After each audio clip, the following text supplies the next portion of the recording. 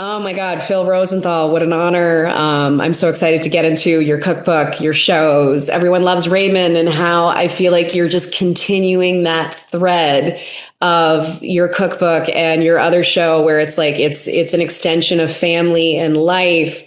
And I'm currently in Italy, so here we are. It's sort of this like castle fortress thing. Wow, you are living the life. This is beautiful. It's very exciting. There's like Show me out the window. Can you oh do my it? God, I literally wanted to. Okay, ready. Yes, do it. Do it. Ready? Okay. People, you got to see this. You got to see Italy. But this is, there we go. There we go. Can you see it? Can you see like the rolling hills?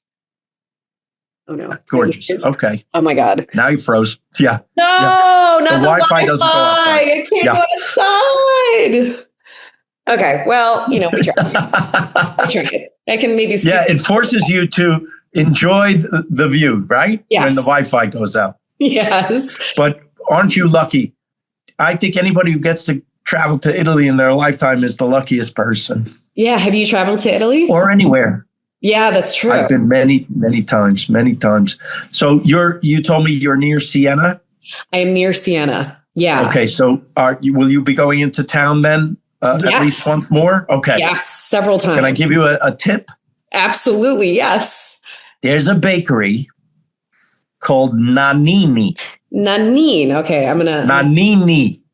Nanini. Okay. We are writing this. Okay. Immediately. Write it down. Nanini. Nanini. Nanini. Nanini. You're going to go in there and you're going to get the famous cookie called the Ricciarelli. Oh my God. Okay. So Ricciarelli. Okay. Ricciarelli. It's a powdered cookie that's just this melty, beautiful, great, delicious thing. And my Italian friends turned me onto this 40 years ago. And every time I go, I can't go every year, but, sometimes it's 5 years between visits. Right. I remember this cookie. That's how good it is. So, okay. So did you learn about Siena on Somebody Feed Phil? No, I learned about it on my first trip to Europe. Amazing. When I was 23 years old. I got a courier flight to Europe. And it was, what a courier flight is? I don't even know if you can do this now without smuggling drugs. Is this military? Like when they take you in this, it looks like in the olden days where you just kind of strap into No. plane or. No. I guess courier means different things. But remember, the big mail company, DHL? Yeah. I was going to say a mail. So that's what I was thinking. I was thinking that you just strap in. I mean, would they even have seats? So here's the thing. DHL, when they were starting out, and I'm going back now to the early 80s, okay? That's how old I am. But before they had their own cargo planes, they would send their cargo as a passenger's excess baggage on a regular flight. So you would get a coach ticket for an airline like Swiss Air or Air France or Air Singapore, whatever it was. They would give you luggage tags. So it was going as your excess baggage, all their stuff. And then when you got off the plane, let's say in Zurich, you would hand your luggage tags over to the guy with the DHL sign at the airport, who then would pick up the luggage, right? Uh-huh. Their cargo. You got a free flight to Europe. And 2 weeks later, you would come back to New York doing the same thing. Okay. That was how a kid like me could travel to Europe for free. That's incredible. Okay? It was incredible. I did it 3 times. So the third time, I took a girl that I started dating. I took her to Paris. And whatever happened in Paris worked because she's now my wife of 35 years. Get out of here. I always tell young men, Paris couldn't hurt. We're going to Paris, me and my boyfriend. So there you go. After this. Very, very. Who knows what will happen to you? But you're already having the most romantic time in Italy, right? It's incredible. It's just the greatest. It is just the greatest. So that trip in 1983 changed my life because I'd never been anywhere before then. Wow. And I didn't have a lot of money, but it didn't matter. Yeah. You get a baguette and a piece of cheese, and you go sit in the park in Paris, and you're King Louis. Yeah. You just have to be there. The sites are free. So, okay. So when you met your wife, did you start having these stories, and did you start realizing you're like, wait, I need to write this down? Did you start how did you realize when was the day that you realized that you were this creator, writer, storyteller? Was it sort of like this Larry David moment, like, wow, like my life is a movie and this is so interesting, and sort of like these Larry David moments of everyday life, with your wife? And when did you start writing these stories that are indelible in the zeitgeist? Well, I'd always wanted to be in show business. I love TV. When I was a little kid, I watched way too much TV. My parents even said, what are you going to do? Get a job watching television? And then when I got a job writing for television, I sent them a big TV with a note on it that said, ha ha. I'll show you. And so I wrote on TV shows that were not mine. I worked for other people. Right. But to answer your question, I didn't start writing about my own life until I met Ray Romano. Oh. Ray Romano had been a comedian for years, and then he got a break on David Letterman. And from one 5-minute appearance on Letterman, Letterman said there should be a show for him. And so the way it works in Hollywood, comedians and their people start looking for writers to create shows for them. And if you're a writer, you're looking for comedic talent. Mm-hmm. So when I met him and he told me about his real life, he really did have twin boys, an older daughter. His parents lived close by, not necessarily across the street, but close by, enough to bother him. His older brother lived with them. He was a police sergeant who was jealous of Ray. And I realized, oh, that's a good place to start. And what I didn't know about the characters in his family, I started to fill in with the characters from my family, out of necessity to make a show. Mm-hmm. I wasn't thinking, what a good outlet for my life and my stories. It would become that. But when I started, it was like, I guess I'll use this story from when I sent my parents Fruit of the Month Club and it blew up in my face. I'll put that in the pilot. And that turned out to be the thing that got us on the air because it was so specific and unique. But what I also didn't realize was it was so relatable. Mm-hmm. Your parents are crazy too. Yeah. So that was luck that I hit on that. But when I hit on that, it became the thing. It became the formula. It became the magic relatability. I learned something. The more specific you get in your writing, the more universal it becomes. We think, oh no, this is too specific. No one will relate to this. Oh no, they relate to the specificity of it. Yeah. Yeah, I'm also a writer. I've had a show in Purgatory with Adam McKay for years. And so really? Wrote literally very autobiographically. I was like, wow, it was just sort of this pattern of, it was very much like Girls meets Fleabag meets Sex and the City kind of esque, but it had a lot of heart, but sort of, it was so honest and soul on the page. And I feel like for you, that sounds just like how you write, of just very soul on the page. Here's exactly what happened. Here's exactly what it is. Maybe let's dial this up just a little bit. Let's turn this up and turn this down or whatever. That's right. Right. We had one rule at how Raymond. do I make this cohesive story? Okay, omit that and let's, okay. Yes. Yes. It's not easy. You're still writing. But what I tell young people, it's keep a journal. It's easier to write stuff down than to write. It's so true. Do you still find yourself, do you still have moments where you write something, or are you still writing things down, or now you're just focusing on this new journey of connection and food and family? I have to admit, I don't write as much as I used to because I don't have a scripted show. Everything you see on Somebody Feed Phil is just my feelings, and I certainly think about them as if I was going to write, especially when I talk to camera and I've formulated some thoughts, but I actually don't write it down. And I do that on purpose because I never want it to appear scripted. Yeah. Sometimes you'll hear voiceover at the beginning of the show where I'm giving you some history about the place I'm in. That I have a researcher who writes facts down for me. I put it in my own voice. So that's the written part. But everything else needs to be improvisational. And by the way, that's the other thing I tell writers or anyone who wants to be in show business. And I think this is good advice for anyone in life. Take an improv class. Yeah. Because all of life is an improvisation. We're doing it right now. We're saying right? yes and all the time. You got it. You've done it. Yeah. Yeah. No, I've been in the industry for 20 years. I've been acting, producing, writing for. So you know it. Yeah.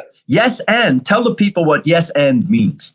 So yes and is basically in order for the joke to continue. It's like, it's just play. It's you're adding to like an idea. So somebody is like, oh, well, I'm going to come in and ride on my elephant. And then they're like, yes. And you add, well, I'm also going to bring my giraffe. And they're like, great. That's right. Have a party. And then you're like, okay, I guess we're going to the circus now. And somebody comes in and then like, I don't know where the thought is going. And then you're like, wow, look at you. Oh, we're going to have, it's so. But if you're in the scene with somebody and you come in and you say, yes, here's my elephant. And the person says, I don't see an elephant. Oh, end of scene. Or if you get really tricky, you're like, oh, well, it's in my imagination. I guess I'm schizophrenic. So then you keep going with the joke. You keep yes-anding it. But isn't it a great philosophy of life also? Yes, and? Yes, and. You accept the situation you've been given. Yeah. And you add to it. That's life. That is life. So yes, and is a great way to be. I totally agree. How did you know when you were writing the show that something would be like a good, like whether or not this was a good bit or whether it was just like, oh, that's just like, or it didn't work on the page? Would you try it out in front of like the crowd? Or is that sort of like when you knew you're like, okay, this doesn't work? We tried in the writer's room. So I'm in the writer's room with the guys and gals, and we're trying to come up with a bit or something or a story. Usually when we have the first draft, I would read the parts out loud. I would read it out loud and see the reaction from the writers. Or I could feel it myself because I had done some acting in my past. I could feel it's working, it's not working. Sometimes I'd stop myself. I don't like this. This doesn't seem to, right? And then so it was kind of road tested before we ever got to the table reading. The table reading is the first time that the cast reads the script out loud at the beginning of the week for all of us and even studio and network executives coming to protect their investment, which is the show. And they'll give you notes. And we want to do well at that thing. Mm-hmm. So we've practiced it. We would even sometimes bring Ray in because Ray was actually one of the writers as well because he's a great comedian and he wrote all his own material. So he was great. So when he would come in, now it's not me reading all the voices. Ray is reading Ray, and I'm reading everyone else. And I do that not only because I like doing it, but everyone else doesn't get a part because we need them to listen and make sure it works. Does that make sense? Yeah, no. I mean, that's just the way we did it. And it just happened to work because of who Ray was, who I was, and just, I don't know, I guess it worked because we were on 9 years. So that was just the way we did it. Yeah, it's interesting. You can feel it when you're like, or I'm writing a new thing and I would read in front of my boyfriend and I would be like, I could feel it before I would even read. I'm like, oh, this is too long. Oh, I need to cut this. Got it. So you can feel, or even in the editing room when you're going through an edit and you're watching, you're like, okay, here's the new cut. Yes. And you're watching it and then you're seeing how you can feel it where you're like, oh, God, I'm losing the audience. I can feel their attention is waning. Okay, shit. I need to course correct. Yeah. Yes, because you're the audience too. Yeah. I always put myself in the audience's place, but I don't try to think what they would think. I think of myself in the audience, how I would feel. Yeah. So you see a cut of a show and the joke, you hear it, you go, that's not funny. Right? So take it out. Yeah. Isn't editing great? It's great. How did editing is writing. Oh, yeah. Editing is writing. It is. How did you figure out like to toe the line between working with the studio? Like sometimes were you able to still keep like based on like the characters and the story that you ultimately wanted? Because sometimes like, studios can be like, great, we're going to have it be on Mars because Mars is the new thing, or whatever is the new thing. And then they're trying to take it in like, we want ghosts now because we checked that ghosts are the new thing that's selling. Yes. Like, yes. The best advice I ever got, Susie, I pass this on to you and anyone watching or listening who wants to be in this field. I asked an old showrunner when I was writing the pilot for Raymond does he have any advice for me? He said, yeah, do the show you want to do because in the end, they're going to cancel you anyway. That's it. I know so many people who, wanting to please the studio or the network, took every single note. And what happened? They ruined their thing, and it didn't get on anyway. Probably because all those notes made it worse. Mm-hmm. So if they're going to cancel you anyway, which is a great attitude to have, yes, we all want our things to go. But if you compromise yourself too much, you've compromised yourself out of existence. You must stick true to your vision. It's your writing. It's your life sometimes. Like I knew my family better than some guy at the network. Yeah. And I have to tell you something. I quit Everybody Loves Raymond twice before it got on the air because I thought I was going to have to compromise too much. I pushed it as far as I could with them. They pushed harder. I didn't have any other choice. For me, I couldn't live with what they were asking me to do. So I said, you know what? I think I'm just going to quit. Yes. And I didn't do it as a strategy. I did it because I knew enough that this wouldn't be good if it wasn't true. And an example of that was they wanted to cast someone because I think they had a deal with them to be the wife on Everybody Loves Raymond. It was before we found Patricia Heaton, but they wanted to cast like a pretty blonde lady who was perfectly fine. Well, yes, now of course we can't imagine anyone but Patty Heaton doing that part. Oh my God, no! But I felt like if you cast, let's say, a somewhat nondescript, pretty blonde lady in that role, what does that do to the entire show? It becomes almost Bridget Loves Bernie. Remember that show where it was and kind of a Jew and a Gentile, became something very different. I knew it wouldn't work, not just with that type, but with this particular actress that they were saying. Nothing wrong with her generally, but not for this. Yeah, no way. And I pushed it as far as I could. And then I said, I'm going to quit if they force this, right? And then I figured out a way to humor the president of the network to get them to let me keep looking for the right actress. How did you do that? I said, I think this person could do it, but I also think that maybe we could do better. Mm-hmm. Mm-hmm. And I had been told, if I don't take this person, you don't have a show. They literally said that to me because the president wanted this person.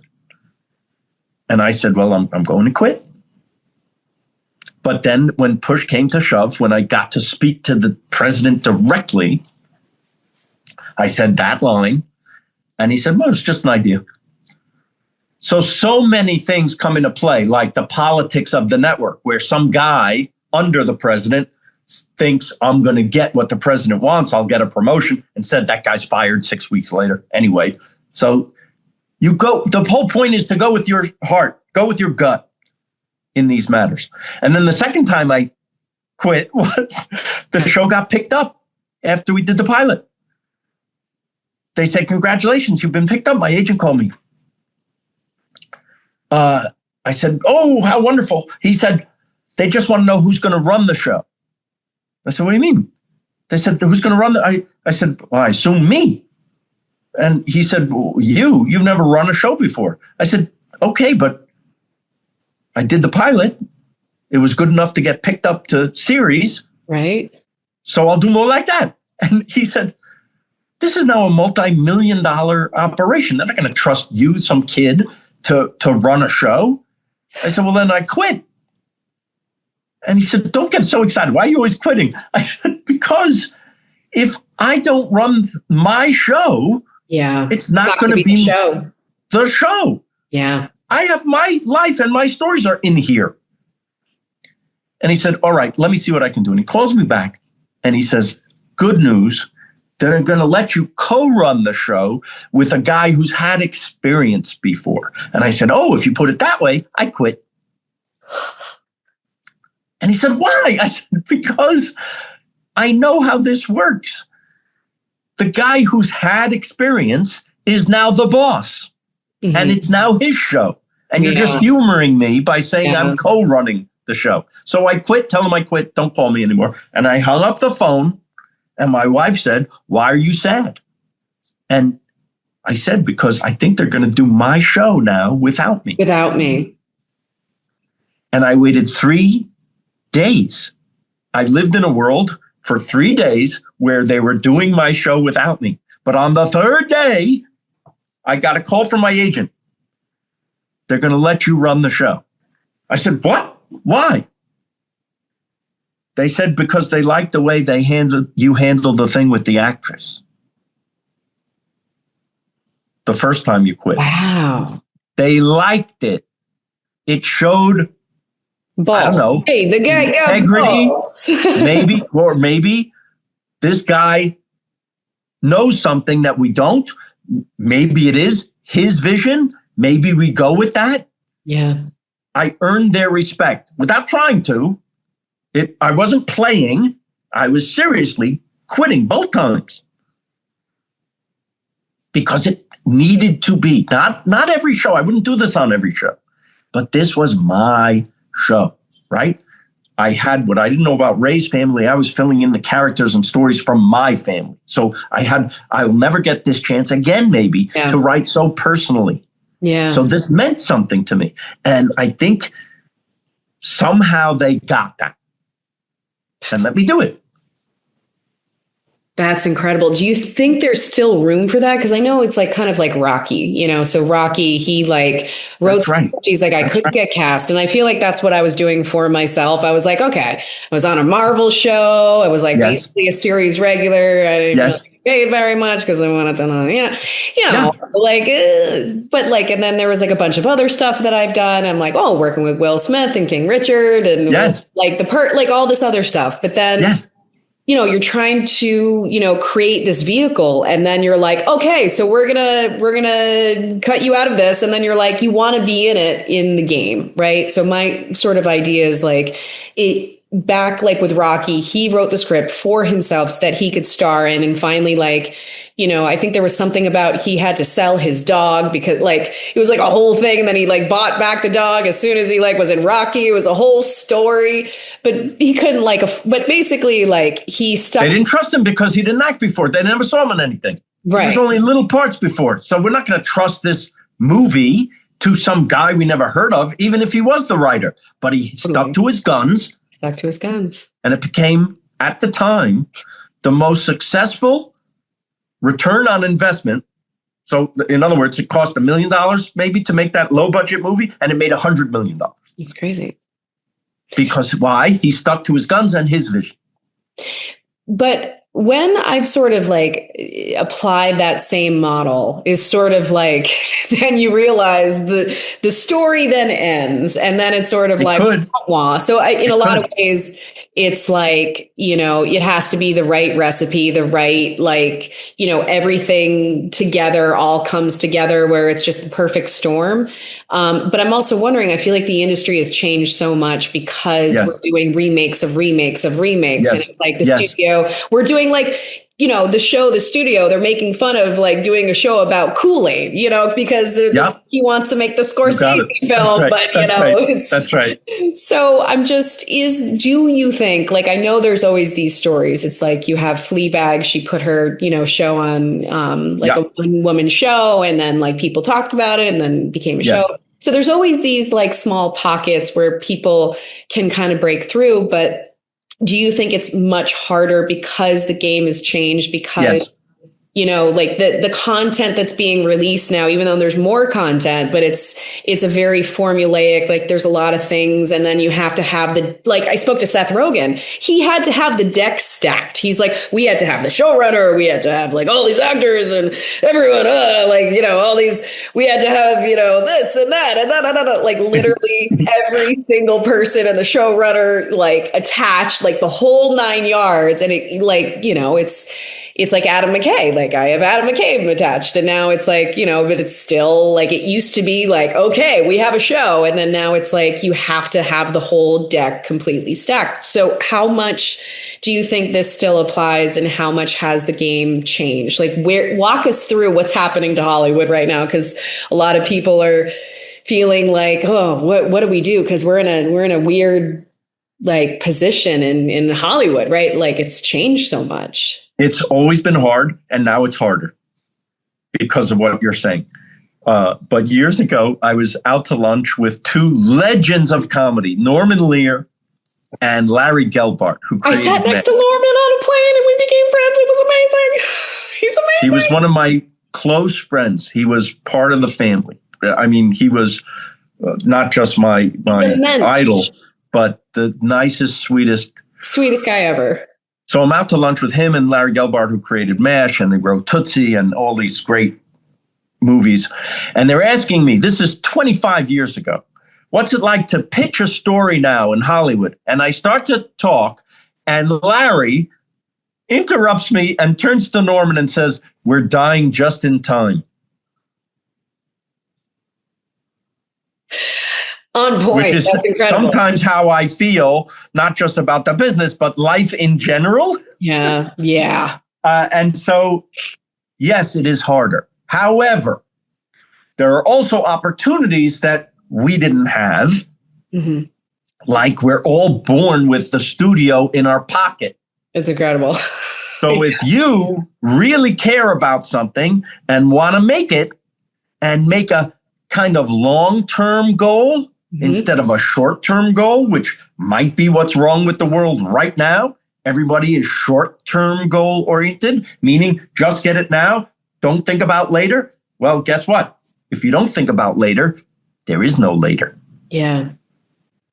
And that applies to everything in life right now. We need to be thinking a little more long-term about many things. After Raymond was over, I thought my job was to create more sitcoms. Everyone was telling me I should. And so I wrote another sitcom, and nobody wanted it because the business changed in the 9 years we were doing Raymond, and family sitcoms were not hip and edgy anymore. They didn't want them. In fact, there wouldn't be a family sitcom after Raymond for 5 years. That was Modern a hit. Family?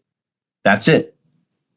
And it had to be modern, meaning it wasn't the 4-camera sitcom anymore that I knew and loved working in, because the 4-camera sitcom is this, when it's done well, the perfect in between theater and film. Yeah. Right? Because you rehearse it and write it and perform it like a play in front of a real audience, not a laugh track, real audience watching a play. You hold for laughs, right? It's like a play. But you have the flexibility, meaning 4 cameras are filming, multiple takes, the flexibility and permanence of film. So it's this art form that's really, I think, great. Yeah. So now Modern Family is a single camera family show. There had been before, but what else did it have? It had a diverse cast. It had a gay character. It had, all these things that made it modern, hipper, good for those times. Great show. My type of show fell out of favor. Everyone wanted hip and edgy shows. And so after a couple of years of trying to write another sitcom that nobody wanted, because I can't change my sensibility, I write what I know. I thought, how about this dream of doing a travel show? Because travel changed my life. And what if I could do this for people? I had a take on this. It took me 10 years. People think, oh, you did Raymond. Here's whatever you want. No, it took me 10 years. So to your point of, do you think it's harder now? Yeah. But if you have a long-term strategy, and here's the other thing, if you make something a priority in your life, a real priority, you won't stop until it happens. The moment you stop, you have to say, and this is hard, I guess it wasn't a priority, but I don't want to pursue this anymore because I have these other priorities. Yeah. I want to make money. I want to, and these are not bad priorities. We all got to live. But I was lucky. I didn't need the money. And by the way, when I quit Raymond, I didn't have much money. I had enough to eat and pay the rent on my apartment. Wait. Oh, when you quit Raymond, like the first time, right? When I quit the first time, yes. Okay. I was like, the moment I had, no. That show was making bank. Well, we actually stopped Raymond ourselves. We weren't canceled. We actually did quit after 9 years because we felt like we should get off the air before somebody tells us, hey, you should get off the air. Some shows don't follow that rule. Sure. But I think it helped us in that we never became lousy. And maybe that's why we're celebrating this year our 30th anniversary of being on the air. Yeah. Do you think... anyway, I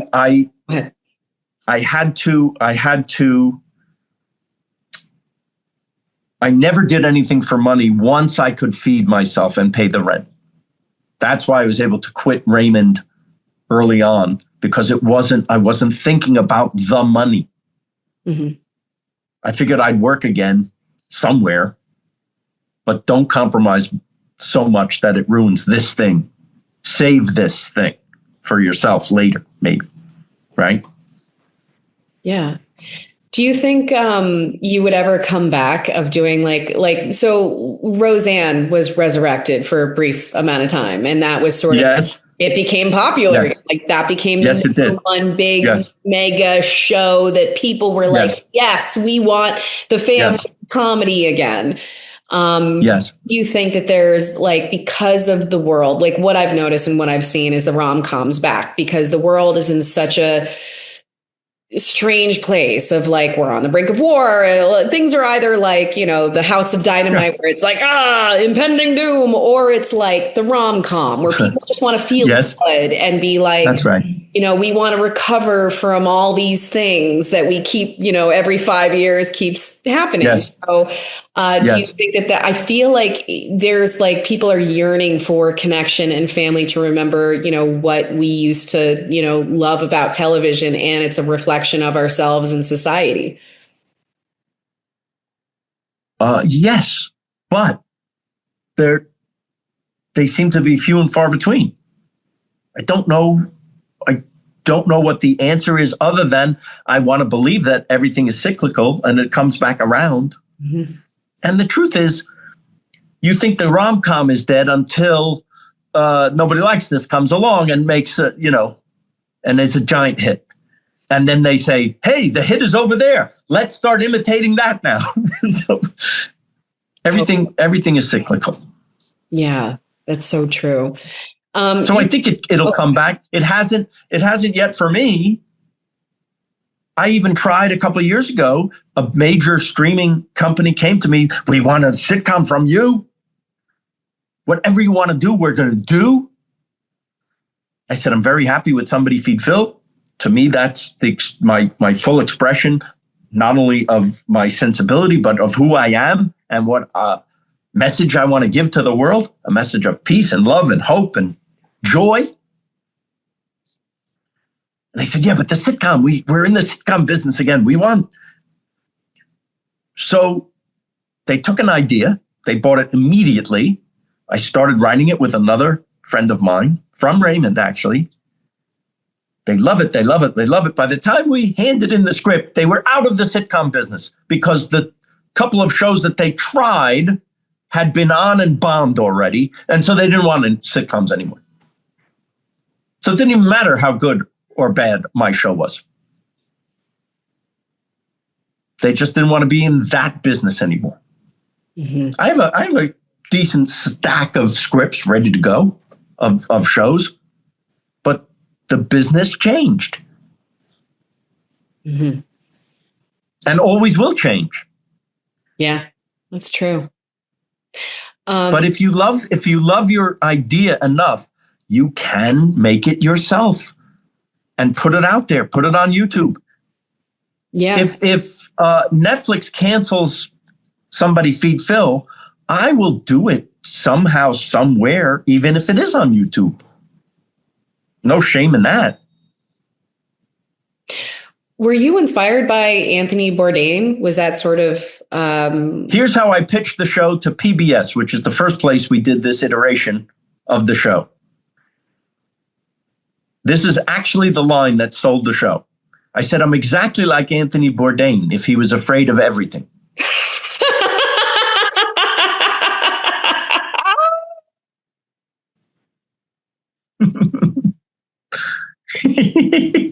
I'm only saying that. I'm only laughing because I feel like that's sometimes true for me. So it's sort of like you have a need for adventure and traveling, but your neuroses sort of get in the way of like, oh, I'm scared of heights. Oh my God, this is I don't want to try it. It's going to kill me. Am I going to be up all hours? Oh. He was a superhero.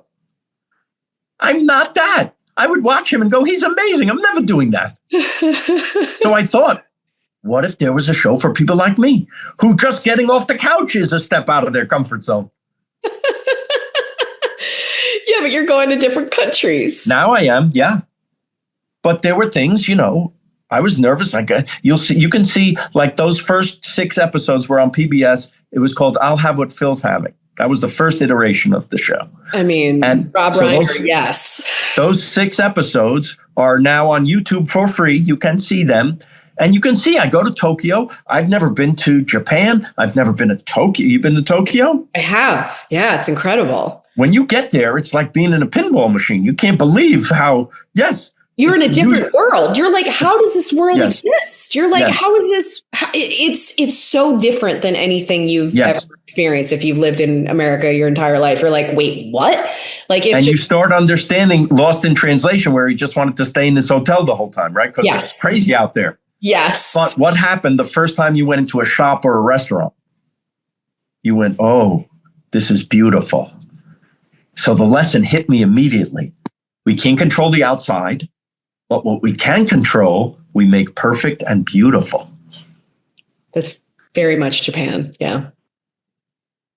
And I fell in love. I got it. I got it. And then you start finding these pockets, so many parks that are glorious and beautiful, so many, and the people, the aesthetic, and the stuff we can learn from them. How about this? How about you saw little kids on the street with their backpacks doing errands. I'm talking about 3-4 years old, going to the store for their folks, buying stuff on their own. I said to people, how do you allow this? This is a major city. The kids are out on the sidewalk by themselves.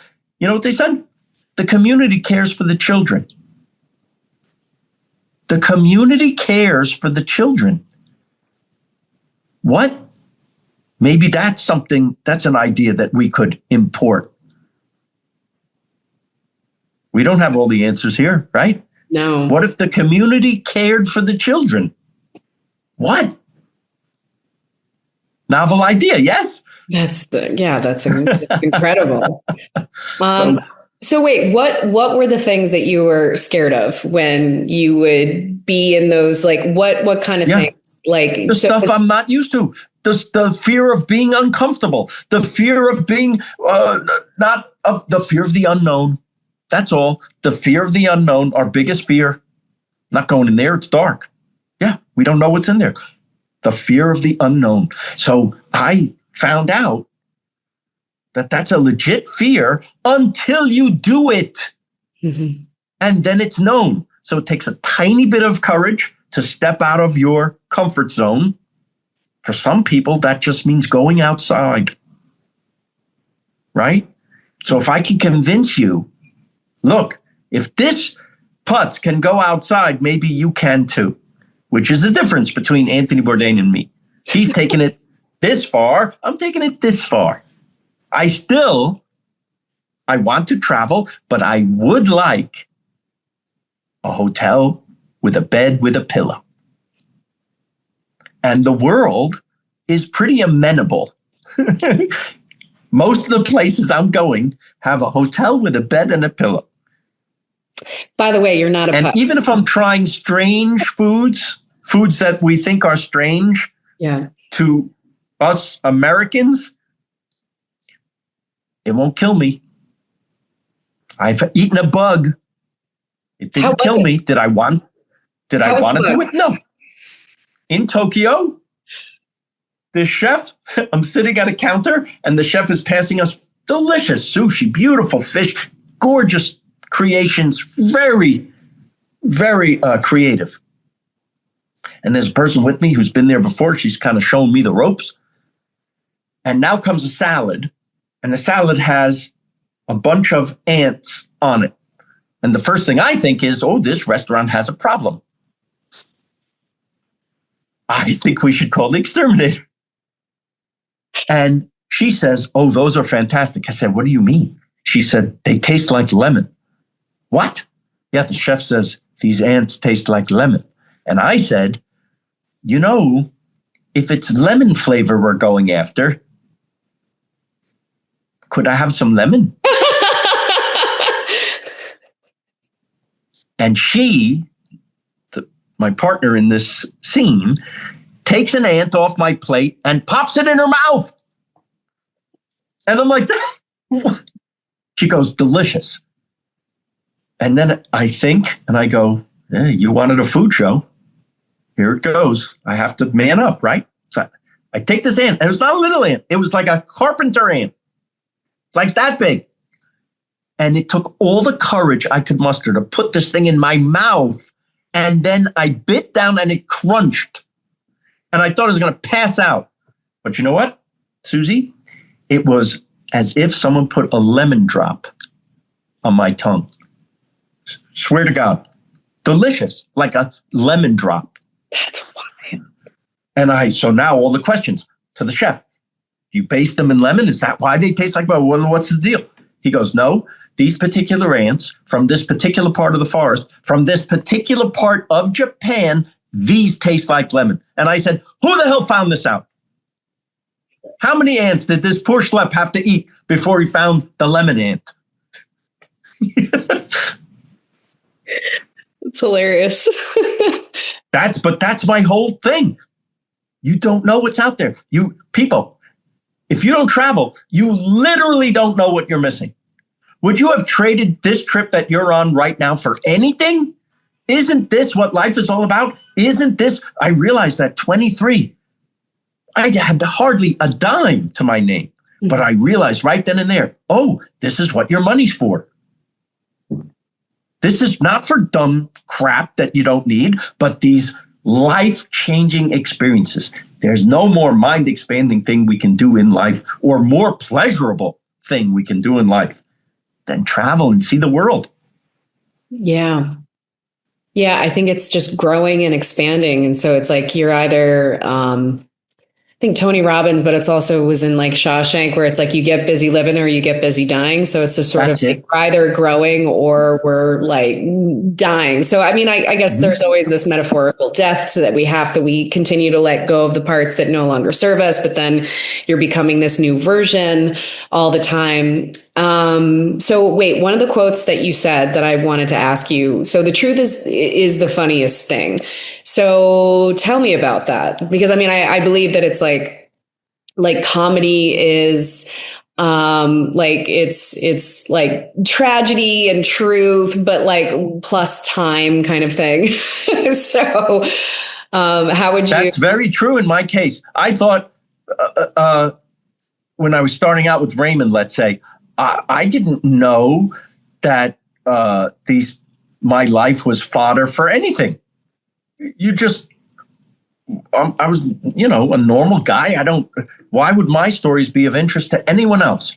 But we all have a unique, funny thing. So I'm writing the pilot of Raymond, and I want to show in the pilot how crazy Ray's parents are and what he'll be up against in every episode. And you want to put a good scene like that in the pilot that demonstrates how crazy. I gave my parents this in real life. I sent them Fruit of the Month Club. Do you know what that is? Oh, so there used to be a place called Harry and David's in America where you could send a box of very nice fruit as a gift to someone, and they'd get a different box of fruit every month for a year. You could take the 6-month plan, but if you were generous like me, I gave my parents the 12-month subscription to Fruit of the Month Club. I thought I was being nice. I thought they would like this. They were in New York. I was in LA. I got this call. Philip, do you know that your gift arrived? Yes. Do you like it? Yes, but did you realize it was a box of pears? And I said, yeah. Is it okay? She goes, oh, they're very nice pears, but there's so many of them. There's over a dozen pears here. What am I supposed to do with all these pears? And I said, I guess you should eat them, Ma. Myself, I said, you could give some to Dad. How many pears can your father eat? Philip, please do me a favor. Don't ever send us any more food again. And I said, well, Ma, another box is coming next month. And she said, what, more pears? And I said, no, a different box every month. She goes, every month? Max, he got us in some kind of cult.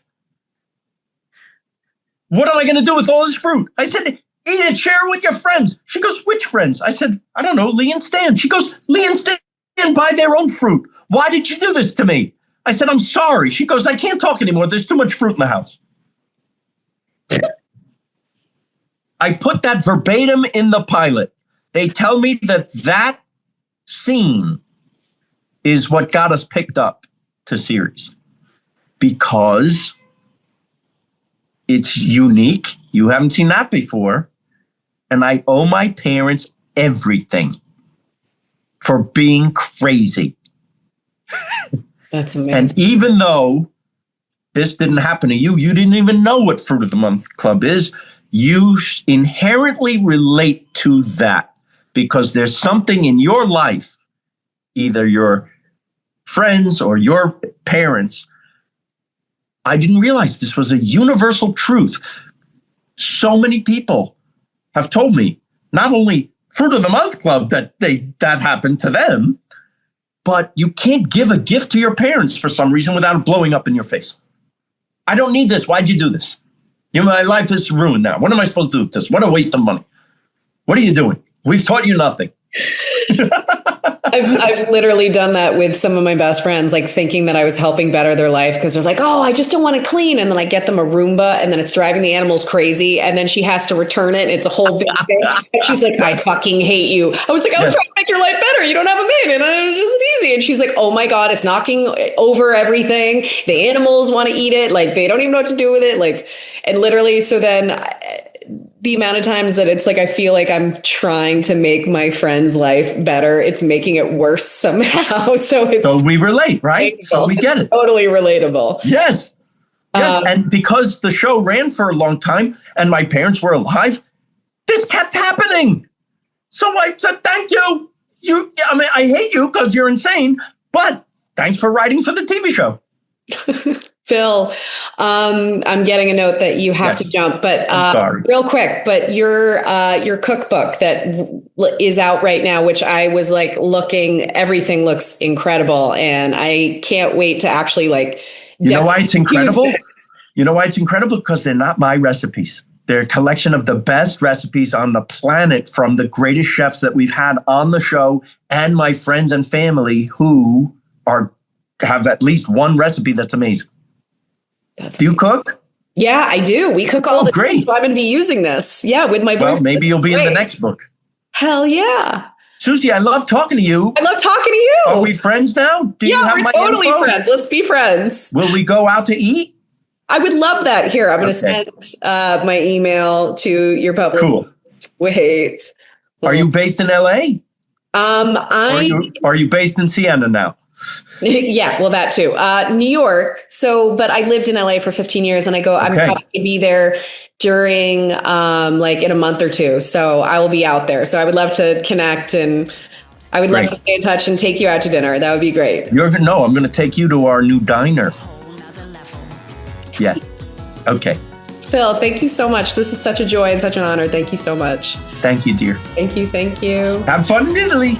Oh my God, I will. Bye. Ricciarelli cookies. Ricciarelli. Ricciarelli. Oh my God. Yes. Yes. I wrote it down. I have. Today. Yes. Thank you so much. Bye. A whole nother level.